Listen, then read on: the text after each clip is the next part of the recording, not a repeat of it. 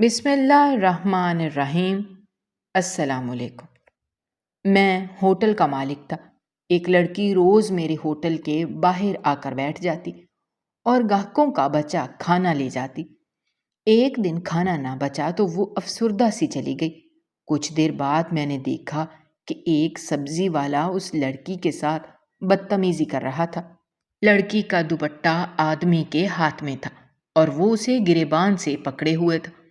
لڑکی کی قمیص پھٹ گئی تھی۔ مجھے یہ دیکھ کر بہت شرم آئی۔ میں فوراً گیا تو سبزی والا کہنے لگا، اس نے میرے ٹھیلے سے سبزی چرائی ہے۔ میں نے جیسے تیسے معاملے کو نپٹایا۔ وہ لڑکی روتے ہوئے چلی گئی۔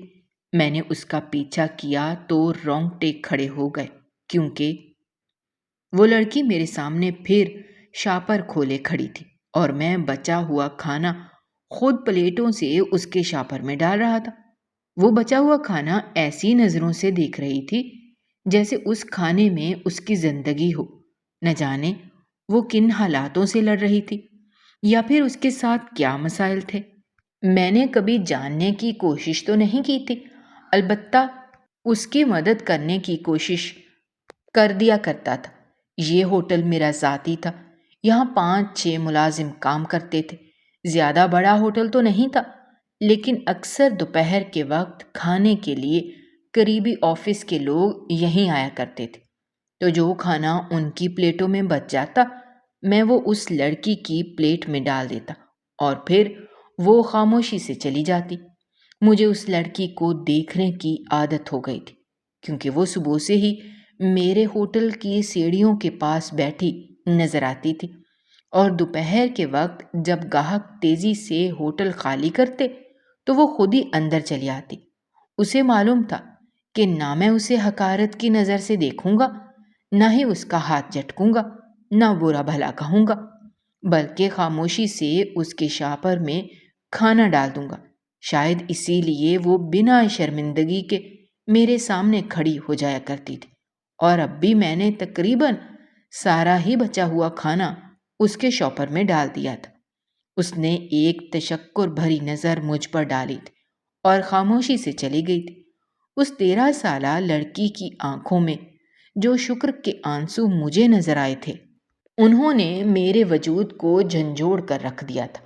وہ بچا ہوا کھانا لے کر میری اتنی شکر گزار تھی کہ اس کی آنکھوں میں ایک عجیب سی چمک تھی۔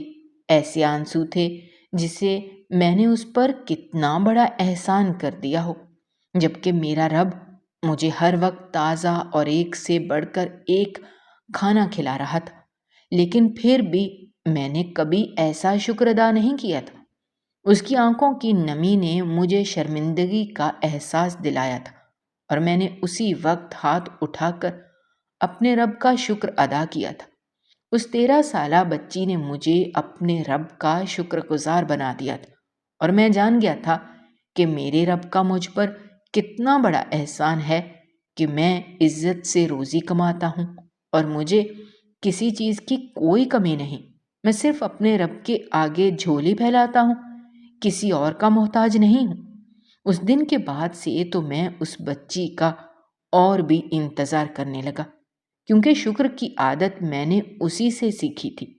اور جہاں تک میرا خیال تھا کہ میرے ہوٹل کی اتنی ترقی بھی اس بچی کے آنے کے بعد سے ہی ہوئی تھی۔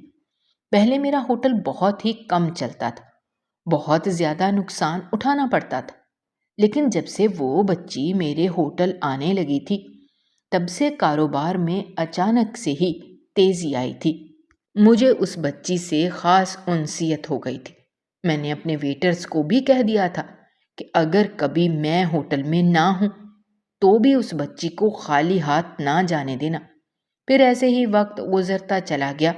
وہ روزانہ ہی پابندی سے میرے پاس آتی اور میں بنا کسی سوال جواب کے اس کا شاپر بھر دیتا۔ لیکن پھر کورونا کا دور آیا، لاک ڈاؤن شروع ہوا، حالات خراب ہوئے تو میرے ہوٹل کا کام بھی ٹھپ پڑ گیا۔ دراصل ارد گرد کے آفس والوں سے ہی میرا ہوٹل چلتا تھا، اور لاک ڈاؤن کی وجہ سے ہر کوئی اپنے گھروں سے کام کر رہا تھا۔ دفاتر بند پڑے تھے، لوگ بلا ضرورت گھر سے باہر نہیں نکل رہے تھے اور ہوٹل کا کھانا بھی تقریباً بند ہو گیا تھا۔ میرے حالات بھی بہت زیادہ اپ ڈاؤن چل رہے تھے، اور وہ بچی جو ہوٹل کے باہر بیٹھتی تھی وہ بھی اس بات کی وجہ سے بڑی پریشان تھی، کیونکہ میں پہلے کے مقابلے میں اسے کافی کم کھانا دینے لگا تھا۔ اور پھر ایک دن ایسا وقت آیا کہ وہ بچی میرے ہوٹل میں اپنا شاپر پکڑے آئی، تو میرے پاس اسے دینے کے لیے کچھ بھی نہیں تھا۔ اس دن تو میں نے ہوٹل میں کھانا بھی تیار نہیں کروایا تھا، کیونکہ صبح سے ایک بھی گاہک نہیں تھا، اور مجھے پتا چلا تھا کہ قریب کے سارے ہی دفتروں کو 2 ہفتے کے لیے مکمل طور پر بند کر دیا گیا ہے، تو میں اپنا نقصان نہیں کروا سکتا تھا۔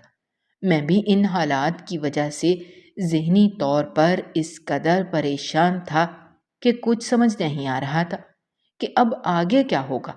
کوئی نہیں جانتا تھا کہ یہ لاک ڈاؤن کتنے عرصے کا ہے یا یہ وبا کب تک رہے گی۔ اس لیے میں نے اس بچی سے معذرت کر لی۔ وہ معصوم سی آنکھوں سے مجھے دیکھتی کچھ کہے بنا ہی میرے ہوٹل سے نکل گئی۔ میرے پاس اتنی فرصت نہیں تھی کہ میں اس کے بارے میں مزید سوچتا۔ اس وقت مجھے اپنے ملازموں کی فکر بھی کرنی تھی، کیونکہ ہوٹل بند ہونے سے وہ بھی بہت پریشان تھے۔ میں نے اپنے سارے ملازموں کو جیب میں پڑے پیسوں میں سے ہی چند 100 روپے دیے اور ہدایت کی کہ اب 2 ہفتے تک میں بھی ہوٹل نہیں کھولوں گا۔ فکر معاش نے سب کے ہی ماتھوں پر لکیریں ڈال دی تھیں۔ ہر کوئی اپنی فکر میں غرق تھا۔ مجھے بھی اپنے کاروبار کی بہت فکر تھی۔ میں نے 2 ہفتے کے لیے ہوٹل کو مکمل طور پر بند کرنے کا ارادہ کیا، اور پھر ہر چیز کو لاک کرتے ہوئے جب ہوٹل بند کر کے باہر نکلا تو خود بخود میری آنکھوں میں نمی اترنے لگی۔ کون جانتا تھا کہ آگے کیا ہونے والا ہے؟ میں نے ایک نظر اپنے بند ہوٹل پر ڈالی اور خدا سے دعا مانگی کہ سب کچھ جلد ٹھیک ہو جائے۔ اس سے پہلے کہ میں گھر جانے کے لیے قدم بڑھاتا، ایک عجیب سا شور اٹھا۔ لوگوں کا کافی جمع غفیر جمع تھا اور شور شرابے کی یہ آواز آ رہی تھی۔ میں خود بخود اسی طرف بڑھ گیا۔ دیکھا تو ایک سبزی والا تھا جو بہت زیادہ چیخ چلا رہا تھا۔ جب میں لوگوں کی بھیڑ ہٹا کر آگے پہنچا تو میرے ہوش اڑ گئے، کیونکہ وہ سبزی والا اس بچی کا گریبان پکڑ کر کھڑا تھا اور اس بچی کا دوپٹہ نیچے تھا۔ وہ رو رہی تھی اور سبزی والا اس کے ساتھ بڑی بدتمیزی سے پیش آ رہا تھا۔ یہ دیکھ کر میرا دل بڑا دکھا۔ میں جانتا تھا کہ آج میں نے اس بچی کو کھانے کے لیے کچھ نہیں دیا۔ شاید وہ سبزی والے سے کچھ مانگنے آئی تھی۔ میں نے آگے بڑھ کر سبزی والے سے کہا، یہ کیا طریقہ ہے؟ جوان بچی کے گریبان پر ہاتھ کیوں ڈالا ہے؟ وہ کہنے لگا، صاحب یہ چور ہے۔ ایسی لڑکیوں کے ساتھ ایسا ہی ہونا چاہیے تاکہ آئندہ چوری نہ کریں۔ سبزی والے کی بات سن کر میں حیران ہوا، کیونکہ میں نے تو اس بچی کو کبھی اس طرح کی کوئی حرکت کرتے ہوئے نہیں دیکھا تھا۔ میں نے اس بچی سے پوچھا، کیا معاملہ ہے؟ تو وہ روتے ہوئے کہنے لگی، میں نے ان سے تھوڑی سی سبزی مانگی تھی، انہوں نے مجھے سبزی دے دی اور بدلے میں نے پیسے بھی چکا دیے، لیکن پتہ نہیں کیوں یہ مجھے چور چور کہہ رہے ہیں۔ وہ سبزی والا کہنے لگا، ڈھیر ساری سبزی لے کر اس نے مجھے 10 روپے دیے ہیں، آپ ہی بتائیں 10 روپے میں بھلا یہ تھیلی بھر کر سبزی آتی ہے؟ میں نے اسے روکنا چاہا اور سبزی واپس لینی چاہی تو یہ بھاگنے لگی۔ اسی لیے میں نے اسے پکڑ لیا۔ آج میں اسے ایسا سبق سکھاؤں گا کہ آئندہ کسی کو بیوقوف بنانے کی کوشش نہیں کرے گی۔ وہ بچی شرمندگی سے سر جھکائے کھڑی تھی، آنکھوں سے آنسو بہہ رہے تھے۔ میں نے دوپٹہ اٹھا کر اس بچی کو دیا اور پھر سبزی والے سے کہا، اسے جانے دو، اس کے پیسے میں چکا دیتا ہوں۔ اس لڑکی نے پھر مجھے احسان بھری نظروں سے دیکھا اور اپنے راستے چلی گئی۔ میں نے سبزی والے کو پیسے چکائے تو وہ بھیڑ بھی چھٹ گئی۔ میں حیران تھا کہ اتنی بڑی بھیڑ میں کیوں کسی نے اس بچی کے حق میں آواز نہیں اٹھائی تھی، کیوں کسی کو یہ نظر نہیں آیا تھا کہ سبزی والا ایک مرد ہو کر ایک جوان ہوتی لڑکی کے گریبان پر ہاتھ ڈال کر کھڑا تھا؟ وہ بچی 100 لوگوں کی بھیڑ میں بھی پوری طرح بے یار و مددگار تھی۔ سبزی والے کو پیسے ملے تو وہ خاموشی سے چلا گیا، اور میں جو گھر جانے والا تھا نہ جانے کس خیال کے تحت اس بچی کے پیچھے پیچھے چل پڑا۔ میں سوچ رہا تھا کہ لاک ڈاؤن میں ہم جیسے اچھے لوگوں کے حالات اتنے برے ہو گئے ہیں، تو پھر وہ بچی تو پہلے ہی کسی برے حالات کا شکار تھی۔ نہ جانے کہاں رہتی تھی، کیا معاملات تھے۔ بس دل میں تجسس ہوا تو یہی جاننے کے لیے اس کے پیچھے پیچھے چل پڑا، کیونکہ اب میرے پاس کچھ کام تو تھا نہیں۔ اس بڑے سے علاقے کے پیچھے کچی بستی تھی۔ وہ بچی تیزی تیزی سے اس بستی میں داخل ہوئی اور پھر ایک چھوٹی سی جھونپڑی میں چلی گئی۔ پہلے تو میں کچھ دیر تک جھونپڑی کے باہر کھڑا رہا، پھر کسی سوچ کے تحت میں نے جھونپڑی کا پردہ ہٹایا تو اندر کا منظر دیکھ کر میرے ہوش اڑ گئے۔ چارپائی پر ایک بوڑھا آدمی پڑا ہوا تھا اور وہ بچی جلدی جلدی اس سبزی سے کچھ پکانے کی کوشش کر رہی تھی۔ جھونپڑی کے اندر بس وہ 2 ہی لوگ تھے، لیکن وہ بچی بہت سارا کھانا تیار کر رہی تھی، اور مجھ سے بھی وہ ہمیشہ بہت زیادہ کھانا ہی لے جایا کرتی تھی۔ 2 لوگوں کے حساب سے تو وہ کھانا بہت زیادہ ہوتا تھا۔ میں نے دھیرے سے اسی آواز دی تو وہ ایک دم ہی چونک اٹھی اور پھر مجھے دیکھ کر ڈر گئی۔ کہنے لگی، صاحب میں نے چوری نہیں کی تھی، وہ سبزی والے کو میں نے 10 روپے دیے تھے، کیونکہ میرے پاس وہی پیسے تھے۔ میں نے مسکرا کر اس سے کہا کہ میں اندر آنا چاہتا ہوں۔ اس نے مجھے اندر بلا لیا۔ میں اس بوڑھے آدمی کے پاس بیٹھا تو وہ بتانے لگی، یہ میرا بابا ہے، پہلے یہ نوکری کر کے گھر چلاتا تھا، مگر ایک ایکسیڈنٹ میں اس کی کمر پر ایسی چوٹ لگی کہ یہ بستر سے نہیں اٹھ سکتا، اور اسی کی وجہ سے میں کوئی کام کاج بھی نہیں کر سکتی، کیونکہ میں زیادہ دیر گھر سے باہر نہیں رہ سکتی۔ میں نے ایک نظر اس جھونپڑی پر ڈالی جہاں زندگی کی ضروریات کا سامان تک موجود نہیں تھا۔ پھر میں نے اس بچی سے پوچھا کہ تم یہ اتنا سارا کھانا کیوں تیار کر رہی ہو؟ اور جو بات اس نے بتائی وہ سن کر تو میرے قدموں تلے سے زمین نکل گئی، اور میں بس حیرت سے اس 13 سالہ بچی کو دیکھنے لگا، جو شاید اپنے اعمار میں مجھ سے کہیں زیادہ بڑی تھی، کیونکہ جو بات اس بچی نے مجھے بتائی تھی وہ سوچنا بھی کسی عام انسان کے لیے ممکن نہیں تھا۔ کتنی ہی دیر تک میں اس بچی کو دیکھتا رہا تھا، اور پھر میں نے اس سے وعدہ کیا تھا کہ میں اس کی پوری مدد کروں گا اور اس کی نیکی کے کام میں اس کا ساتھ دوں گا۔ یہ سن کر وہ بچی بہت زیادہ خوش ہو گئی تھی۔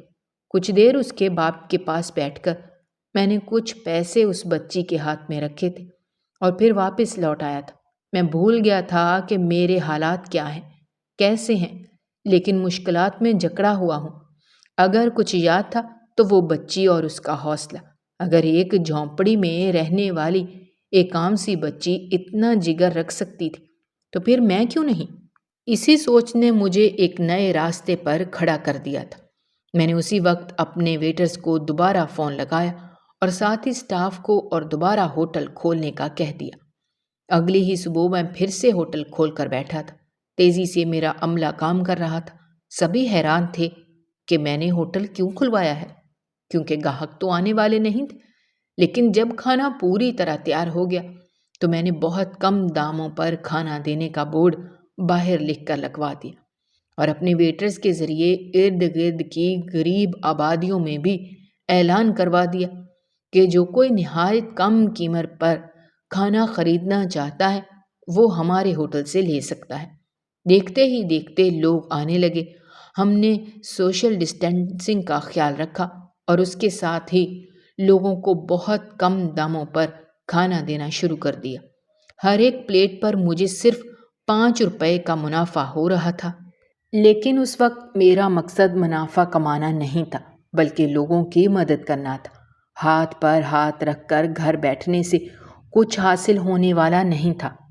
یہ وہ وقت تھا جب آگے بڑھ کر ہر کسی کو ایک دوسرے کے لیے کام کرنا تھا، اور یہ سوچ مجھے اس 13 سالہ بچی ریما سے ملی تھی۔ جو کچھ میں نے اس کی جھونپڑی میں دیکھا تھا اور جو سنا تھا، اس نے میری سوچ بدل کر رکھ دی تھی۔ دیکھتے ہی دیکھتے بہت سے لوگ آ گئے اور سبھی کھانا خرید کر چلے گئے، یہاں تک کہ جب آخر میں نے تخمینہ لگایا تو مجھے ہمیشہ سے کہیں زیادہ فائدہ ہوا تھا، کیونکہ مہنگا کھانا کھانے تو صرف دفتر کے بڑے بڑے لوگ آیا کرتے تھے، لیکن اس وقت اتنی کم قیمت پر ارد گرد کے غریب لوگ ٹوٹ پڑے تھے اور سبھی اچھے کھانے سے لطف اندوز ہوئے تھے۔ مشکل کے اس دور میں ان کے لیے یہ کھانا بہت ہی زیادہ نعمت کی طرح تھا۔ میں نے ہاتھ کے ہاتھ اپنے ویٹرز کو اس منافع میں سے ان کی اجرت ادا کر دی اور انہیں بھی اس بات کی اجازت دی کہ وہ اس تازے کھانے میں سے جو چاہیں اپنے گھر لے جائیں اور اپنے ارد گرد کے غریب لوگوں میں بانٹ دیں۔ یہ سننا تھا کہ ان کے چہرے پر بھی خوشی آ گئی۔ سب نے ہی حسب ضرورت کھانا لے لیا اور چلے گئے۔ اگلے دن جب میں ہوٹل پہنچا تو حیران رہ گیا۔ مجھ سے پہلے ہی میرا سارا عملہ وہاں پہنچا ہوا تھا۔ ان کے اندر ایک عجیب سا جوش تھا۔ وہ سب پہلی دفعہ مجھے اس قدر دل سے کام کرتے ہوئے دکھائی دے رہے تھے، اور پھر دیکھتے ہی دیکھتے کل سے بھی زیادہ مقدار میں کھانا تیار کر دیا گیا تھا اور لینے آنے والوں کی تعداد بھی بڑھ گئی تھی۔ جن جن لوگوں کو پتہ چلا کہ بہت مناسب قیمت پر اچھا کھانا مل رہا ہے اور جو کھانے کی قیمت ادا نہیں کر سکتا اس کے لیے مفت میں بھی کھانے کا انتظام ہے، تو ہر کوئی ہی چلا آیا۔ میں نے اتنی کم قیمت رکھی تھی کہ بغیر قیمت دیے کوئی بھی کھانا نہیں لے کر گیا تھا۔ سب نے ہی اپنی حیثیت کے مطابق پیسے بھر دیے تھے۔ میرے ایک دوست کو اس بارے میں پتہ چلا تو وہ بڑا ہی حیران ہوا اور مجھے بیوقوف کہنے لگا۔ اس کا فون آیا تو پہلے اس نے ساری بات پوچھی، اور جب میں نے اسے بتایا کہ میں یہ سب کچھ صرف اس لیے کر رہا ہوں تاکہ مشکل وقت میں لوگوں کی مدد ہو سکے، میں کوئی خاص منافع نہیں کما رہا، تو وہ کہنے لگا، لاک ڈاؤن میں تم دوسروں کی مدد کرنا اور پھر لاک ڈاؤن کے بعد خود کٹورا لے کر کھڑے ہو جانا۔ جن لوگوں سے تم ہمدردی کر رہے ہو وہ تمہیں پلٹ کر بھی نہیں پوچھیں گے۔ پھر وہ کہنے لگا، ساری جمع پونجی اگر اسی طرح لوگوں پر لٹا دے گا تو تیرے بیوی بچوں کے لیے کیا بچے گا؟ اپنے دوست کی بات سن کر میں نے کہا، میں یہ سب کچھ اللہ کی خوشی کے لیے کر رہا ہوں، اسی لیے اجر دینے والا بھی اللہ ہے۔ غرض یہ کہ جس کو بھی پتہ چلا، زیادہ تر اس نے مجھ سے ہمدردی کا اظہار کیا اور یہی کہا کہ میں شاید اپنے ہوش کھو بیٹھا ہوں جو اپنے ہوٹل کی ساکھ خراب کر رہا ہوں اور اپنی جمع پونجی ضائع کر رہا ہوں۔ صرف میری بیوی تھی جو میرے ساتھ کھڑی تھی۔ اس کا کہنا تھا کہ اگر آپ کی نیت نیک ہے تو منزل خود بخود آسان ہوگی، اور بیوی کا ساتھ پا کر میرے لیے یہ مرحلہ زیادہ آسان ہو گیا تھا۔ وہ بھی میرے ساتھ ہوٹل آنے لگی تھی۔ زیادہ تر عورتوں کو وہ خود اپنے ہاتھوں سے کھانا باندھ کر دیتی، اور جب عورتیں جھولی بھر بھر کر ہمیں دعائیں دیتی تو میری بیوی کی خوشی کی کوئی حد نہ رہتی۔ اکثر رات کو جب ہم تھک ہار کر بستر پر لیٹتے تو میری بیوی یہی کہتی کہ میں نے زندگی میں کبھی اتنا سکون محسوس نہیں کیا جتنا مجھے یہ کام کر کے سکون اور خوشی مل رہی ہے۔ میرے گھر میں کسی چیز کی کوئی کمی نہیں تھی۔ میری بیوی نے ایک آسائشوں والی زندگی دیکھی تھی، لیکن یہ کام کر کے وہ خود بھی بہت زیادہ خوش تھی۔ کچھ دن گزرے تھے کہ میرے پاس کھانا تیار کرنے کے لیے پیسے نہ بچے تھے، کیونکہ جو بھی منافع ہوا تھا اس میں نے بل وغیرہ ادا کر دیے تھے۔ میرا بینک بیلنس واقعی ہی ختم ہو رہا تھا اور میں سوچ رہا تھا کہ اب مزید آگے کے کھانے کی تیاریاں کس طرح ممکن ہوں گی، کیونکہ کھانے کے خرچ کے علاوہ بھی بجلی، گیس وغیرہ کے بل ادا کرنے ہوتے تھے۔ میں اسی شش و پنج کا شکار تھا کہ اچانک ہی ایک شخص میری ہوٹل پر آیا۔ مجھے لگا شاید وہ بھی کھانا لینے والا ہے، اسی لیے میں نے اسے خود سائڈ پر بلایا، کیونکہ رش کافی تھا اور ہم سوشل ڈسٹینسنگ کا بھی خیال رکھ رہے تھے۔ میں نے کہا، آپ مجھے بتا دیں آپ کو کیا چاہیے، میں آپ کو دے دیتا ہوں۔ تو اس نے میری طرف ایک چیک بڑھایا۔ اور کہنے لگا میں یہ دینے آیا تھا۔ اور یہ دیکھ کر میرے ہوش اڑ گئے کہ اس کے ہاتھ میں 50 لاکھ روپے کا چیک تھا۔ وہ کہنے لگا میں پچھلے کئی دنوں سے آپ کو یہ نیکی کا کام کرتے دیکھ رہا ہوں۔ یہاں قریب میں ہی میرا ذاتی دفتر ہے، لاک ڈاؤن کی وجہ سے ہم نے وہ بھی بند کر دیا ہے۔ میں یہاں کبھی کبھار دفتر کی دیکھ بھال کے لیے آتا ہوں، تو مجھے پتہ چلا کہ آپ بہت زیادہ لوگوں کے کام آ رہے ہیں۔ میں بھی اس نیکی کے کار خیر میں اپنا حصہ ڈالنا چاہتا ہوں۔ اور پھر وہ مجھ سے بنا کچھ پوچھے ہی وہ چیک دے کر چلا گیا، اور میں اللہ کی طرف سے آنے والی اس مدد پر بالکل حیران رہ گیا۔ اور اس کے بعد تو پھر یہ سلسلہ چل ہی پڑا۔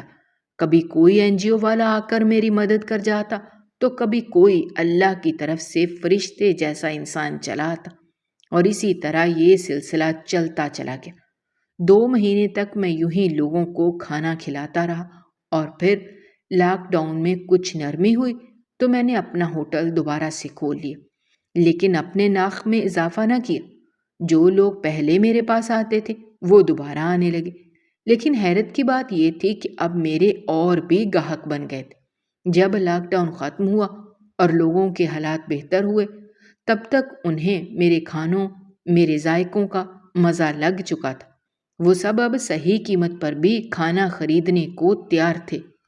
اب میرے ہوٹل پر دن رات رش رہنے لگا تھا۔ لوگ باہر باریاں لگا کر کھڑے ہوتے اور میں بس خدا کا شکر ادا کرتے رہتا۔ میں اس 13 سالہ ریما کو ہرگز بھی نہیں بھولا تھا کہ جس نے مجھے یہ راستہ دکھایا تھا۔ میں جو بھی کماتا اس میں سے کچھ ریما کو بھی پہنچا کر آتا، کیونکہ وہ بھی اپنے علاقے میں یہی خیر کا کام کر رہی تھی۔ میرے ہوٹل سے وہ جو بھی کھانا لے کر جاتی تھی وہ اپنی آبادی میں موجود غریب بچوں میں تقسیم کرتی تھی، اور اس دن بھی جب وہ سبزی لے کر گئی تھی تو وہ بہت سارا کھانا تیار کر رہی تھی۔ میں نے حیرت سے پوچھا کہ تمہارے گھر میں تو صرف تم اور تمہارے بابا ہیں، پھر یہ اتنی ساری سبزی کیوں پکا رہی ہو؟ تو وہ کہنے لگی پاس پڑوس کے لوگ کئی دن سے بھوکے رہتے ہیں، خاص کر لاک ڈاؤن کے بعد سے تو سبھی کے گھر کے چولہے بجھے ہوئے ہیں، اسی لیے میں اکیلے کیسے کھا سکتی ہوں؟ اللہ کا حکم ہے کہ پڑوسیوں کے بھی بہت حقوق ہوتے ہیں، پاس پڑوس کے لوگوں کا بھی خیال کرنا ہمارا فرض ہے۔ اسی لیے میں جو تھوڑا بہت پکاتی ہوں اس میں سے سب کو ہی تقسیم کرتی ہوں۔ اگر میں اکیلے ہی سب کھا لوں گی تو اللہ کو کیا جواب دوں گی کہ میرا پڑوسی بھوکا تھا اور میں پیٹ بھر کر سو گئی؟ آج جتنی بھی سبزی مجھے ملی ہے یہ اللہ تعالیٰ کے حکم سے ملی ہے، اسی لیے میں اسے بھی پاس پڑوس میں تقسیم کر کے ہی کھاؤں گی تاکہ کوئی بھی بھوکا نہ سو سکے۔ ریما کی بات سن کر میں کانپ اٹھا تھا۔ آج تک میں نے کبھی اس طرح نہیں سوچا تھا جیسی سوچ اس بچی کی تھی، اور پھر میرے سامنے ہی اس بچی نے ڈھیر سارا کھانا تیار کیا تھا۔ وہ کوئی خاص کھانا نہیں تھا، بس ابلی ہوئی سبزی کا شوربا سا تھا، لیکن کھانا تیار ہوتے ہی جیسے ہی اس نے آواز لگائی تو پاس پڑوس کے بہت سارے بچے پلیٹیں لے کر چلے آئے، اور اس نے اس شوربے میں سے سب کو ہی تھوڑا تھوڑا ڈال دیا۔ وہ سب اس کا شکریہ ادا کرتے ہوئے جا رہے تھے، اور اس بچی کی آنکھوں میں بڑا سکون تھا۔ اور یہ دیکھ کر میں حیران رہ گیا تھا کہ ایک 13 سالہ بچی جس کا باپ معذور بستر پر پڑا ہوا ہے، جس کے گھر کے اپنے حالات بہت خراب ہیں، وہ ایسے میں دوسروں کا خیال کر رہی ہے۔ اسے پڑوسیوں کے حقوق یاد ہیں، اسے دوسروں کی بھوک کا خیال ہے۔ اور ایک میں تھا جس کی جیب ابھی خالی نہیں ہوئی تھی، بینک میں اب بھی کافی پیسہ پڑا تھا، گھر میں ہر طرح کی سہولت تھی، بیوی بچوں کو کوئی کمی نہیں تھی۔ وہ پھر بھی ایسی سوچ کیوں رکھتا تھا؟ میرے پاس اتنا سب کچھ تھا، پھر بھی مجھے آنے والے کل کی فکر تھی کہ آگے کیا ہوگا۔ جبکہ وہ بچی خالی دامن تھی، پھر بھی اس نے اپنے کل کا نہیں سوچا تھا، بلکہ وہ اپنے ساتھ ساتھ دوسروں کے بھی آج کا سوچ رہی تھی۔ اگر معاشرے میں بدلاؤ لانا ہو تو ہر کسی کو پہلے اپنی سوچ بدلنی ہوگی۔ یہ مجھے اس بچی نے سکھا دیا تھا، اور اسی دن میں نے فیصلہ کیا تھا کہ میں اس مشکل وقت میں اس بچی کی طرح پاس پڑوس والوں اور کچی آبادیوں کا خیال کروں گا۔ اور میرے ذرا سے خیال نے نہ صرف ان کے گھر میں رزق پہنچایا تھا میں وسیلہ بنا تھا، بلکہ میرے اپنے رزق میں ایسا اضافہ ہوا تھا کہ آج لاک ڈاؤن ختم ہو کر 4 سال ہونے والے ہیں، لیکن ایسا کوئی ایک دن نہیں گیا کہ جب میرے ہوٹل میں گاہکوں کا رش نہ لگا ہو، جب میں نے پہلے سے کہیں زیادہ منافع نہ کمایا ہو۔ میں یہ جان گیا ہوں کہ اگر انسان خالص نیت کے ساتھ اپنا سب کچھ اللہ کی راہ میں خرچ کر دے تو اللہ اپنے غیب کے خزانوں سے انسان کو اس طرح نوازتا ہے کہ وہ خود بھی حیران رہ جاتا ہے۔ آج میں بھی اللہ کی طرف سے اس قدر نوازا گیا ہوں کہ پلٹ کر ماضی میں جھانکتا ہوں تو حیران رہ جاتا ہوں۔ جس دن میں نے اپنا ہوٹل بند کیا تھا اس دن میرے بینک میں صرف 80,000 روپے تھے، لیکن آج میرے بینک میں تقریباً 80 لاکھ روپے ہیں، اور میں وہ سب بھی غریب لوگوں کی فلاح و بہبود کے لیے استعمال کر رہا ہوں، کیونکہ مجھے یقین ہے کہ جب میں یہ 80 لاکھ روپے خرچ کر دوں گا تو اللہ مجھے اس سے بھی 10 گنا زیادہ نواز دے گا۔ یہ بات اللہ پر یقین اور ایمان کی ہے، یہ بات اپنے فرائض کو نبھانے اور اللہ کے حکم پر عمل کرنے کی ہے۔ آپ بھی ایک بار اللہ کے حکم پر عمل کر کے دیکھیے، پڑوسیوں کا خیال کریے، اور پھر دیکھیے گا کہ اللہ کس طرح اپنے غیب کے خزانوں سے آپ کو نوازتا ہے۔ ناظرین، اگر آپ کو ہماری آج کی ویڈیو پسند آئی ہو تو ویڈیو کو لائک کریں، شیئر کریں، اور اگر آپ ہمارے چینل پر نئے ہیں تو چینل کو سبسکرائب کرنا مت بھولیے گا۔ شکریہ۔ اللہ حافظ۔ بسم اللہ الرحمن الرحیم۔